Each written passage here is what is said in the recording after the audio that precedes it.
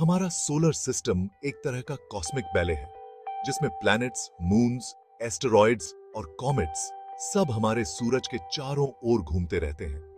Mercury की भयंकर गर्मी से लेकर प्लूटो के बर्फीले मैदानों तक हर प्लैनेट अलग-अलग नजारों की झलक दिखाता है। कुछ प्लैनेट्स पथरीले और धरती जैसे हैं, जबकि कुछ गैस के बड़े-बड़े गोले हैं, जैसे जुपिटर। प्लैनेट्स के आगे अनगिनत एस्टेरॉइड्स और कॉमेट्स घूमते रहते हैं, जो सोलर सिस्टम के शुरुआती समय से बचे हुए हैं।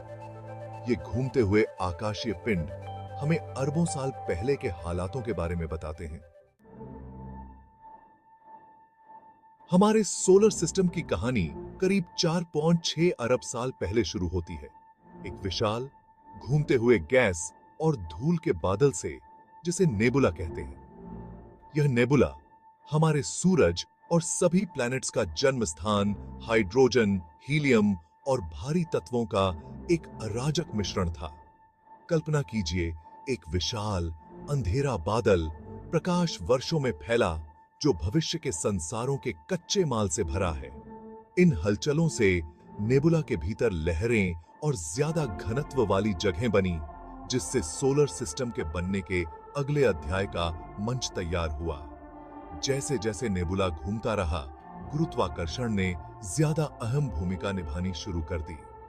बादल के अंदर घने इलाकों ने ज्यादा पदार्थ अपनी ओर खींचे, समय के साथ बड़े और घने होते गए। से ही नेबुला का मध्य भाग अपने ही गुरुत्वाकर्षण के नीचे सिमट गया। यह गर्म और घना होता गया। कोर में तापमान और दबाव आखिरकार एक खास बिंदु पर पहुंच गया, जिससे न्यूक्लियर फ्यूजन शुरू हुआ, वह प्रक्रिया जो तारों को ऊर्जा देती है। इसने हमारे सूरज के जन्म को चिह्नित किया, जो आग का एक चमकता हुआ गोला था, जो हमारे सोलर सिस्टम का केंद्र बन गया। नया बना सूरज अपने विशाल गुरुत्वाकर्षण बल के साथ आसपास के नेबुला पर हावी होने लगा। इसने बची हुई अधिकांश गैस और धूल को अपने अंदर समेट लिया, जिससे पदार्थ की एक छोटी घूमती हुई डिस्क पीछे रह गई। यह डिस्क, जिसे प्रोटोप्लैनेटरी डिस्क कहते हैं, प्लैनेट्स का जन्म स्थान बनी। प्रोटोप्लैनेटरी डिस्क, युवा सूरज के चारों ओर गैस और धूल की एक घूमती हुई डिस्क, हमारे प्लैनेट्स का जन्म स्थान थी। इस डिस्क के भीतर धूल के छोटे छोटे कण आपस में टकराने और चिपकने लगे, जिससे पदार्थ के बड़े बड़े झुंड बन गए। यह प्रक्रिया, जिसे एक्रीशन कहते हैं, प्लैनेट्स के बनने का आधार है। जैसे जैसे ये झुंड आकार में बढ़ते गए, उनका गुरुत्वाकर्षण बल बढ़ता गया और भी अधिक पदार्थ को आकर्षित करता गया। लाखों वर्षों में ये झुंड प्लैनेटेसिमल्स में बदल गए, किलोमीटर आकार के पिंड जो आपस में टकराते और मिलते रहे, और अंततः प्रोटोप्लैनेट्स बन गए। भीतरी क्षेत्र सूरज के करीब गर्म थे, जबकि बाहरी क्षेत्र ठंडे थे, जिससे बनने वाले प्लैनेट्स के प्रकार प्रभावित हुए। प्रोटोप्लैनेटरी डिस्क के भीतर एक्रीशन की प्रक्रिया जारी रही, जिससे ग्रहों का निर्माण हुआ। डिस्क के भीतरी गर्म क्षेत्र में लोहा और सिलिकेट जैसी चट्टानी सामग्री संघनित होकर स्थलीय ग्रहों का निर्माण करती है, बुध, शुक्र, पृथ्वी और मार्स। डिस्क में आगे जहां तापमान ठंडा था, हाइड्रोजन और हीलियम जैसे हल्के तत्व बर्फ में संघनित हो सकते थे, जिससे गैस के विशालकाय ग्रह बनते थे, बृहस्पति, शनि, यूरेनस और नेपट्यून। ग्रह निर्माण की प्रक्रिया आसान नहीं थी। ग्रहाणुओं और आदिग्रहों के बीच टकराव आम थे। इन अराजक प्रारंभिक चरणों के दौरान कुछ ग्रह सौर मंडल से पूरी तरह से बाहर निकल गए होंगे। प्रारंभिक सौर मंडल की कल्पना एक ब्रह्मांडीय बिलियर्ड्स टेबल के रूप में करें, जिसमें ग्रह टकरा रहे हैं और बिखर रहे हैं। हमारे सौर मंडल के ग्रहों को दो मुख्य श्रेणियों में विभाजित किया जा सकता है, स्थलीय ग्रह और गैस दिग्गज। आंतरिक सौर मंडल में स्थित स्थलीय ग्रह छोटे, चट्टानी और घने होते हैं। वे मुख्य रूप से सिलिकेट और धातुओं से बने होते हैं, जिनकी ठोस सतह होती है। बाहरी सौर मंडल में स्थित गैस दिग्गज बहुत बड़े और कम घने होते हैं, जो ज्यादातर हाइड्रोजन और हीलियम से बने होते हैं। जिनमें घना वातावरण होता है और कोई ठोस सतह नहीं होती है। स्थलीय और गैस विशाल ग्रहों की विभिन्न संरचनाएं प्रोटोप्लेनेटरी डिस्क में तापमान प्रवणता का परिणाम है।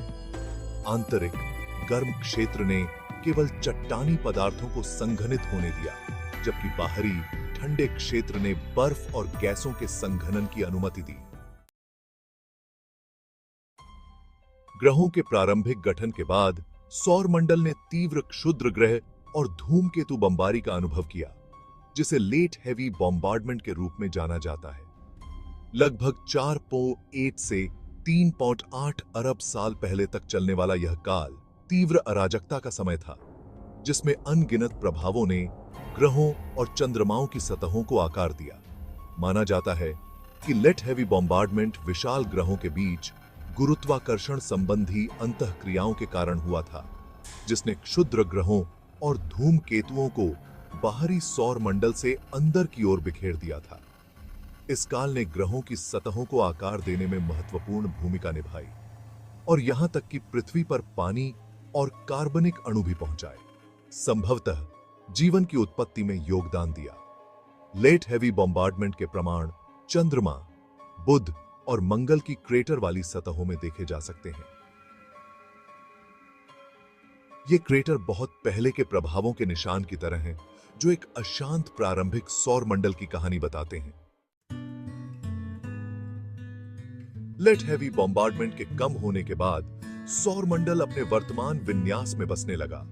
ग्रह अपनी कक्षाओं को साफ करते रहे, बचे हुए मलबे को हटाते रहे, ग्रहों की कक्षाएं स्थिर हो गईं और सौर मंडल सापेक्ष शांत की अवधि में प्रवेश कर गया। सौर मंडल का अंतिम रूप, जिसमें उसके 8 ग्रह सूर्य की परिक्रमा करते हैं, उन शक्तिशाली ताकतों का प्रमाण है जिन्होंने उसके प्रारंभिक इतिहास को आकार दिया। गैस और धूल के एक अराजक बादल से एक संरचित और संगठित प्रणाली उभरी, जो भौतिकी के नियमों का प्रमाण है।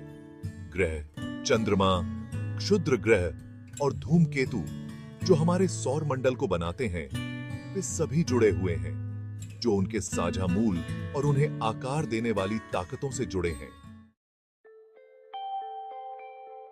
हमारा सौर मंडल ग्रहों और चंद्रमाओं की अपनी विविध श्रृंखला के साथ ब्रह्मांड में एक अनूठा स्थान है। पृथ्वी पर तरल पानी की उपस्थिति जीवन को आश्रय देने वाला एकमात्र ज्ञात ग्रह हमारे सौर मंडल को विशेष रूप से विशेष बनाता है। क्या हमारा सौर मंडल जीवन के लिए एक दुर्लभ आश्रय है, या वहां अन्य समान प्रणालियां हैं जिनकी खोज की जानी बाकी है? पृथ्वी से परे जीवन की खोज आधुनिक विज्ञान की सबसे सम्मोहक खोजों में से एक है। वैज्ञानिक लगातार हमारे सौर मंडल और उसके बाहर अन्य ग्रहों और चंद्रमाओं पर जीवन के संकेतों की खोज कर रहे हैं। यह समझकर कि हमारा सौर मंडल कैसे बना और विकसित हुआ, हम अन्य तारा प्रणालियों की बेहतर पहचान कर सकते हैं जो जीवन के लिए समान परिस्थितियों को आश्रय दे सकती हैं।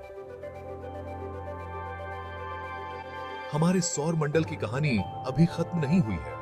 ब्रह्मांड लगातार विकसित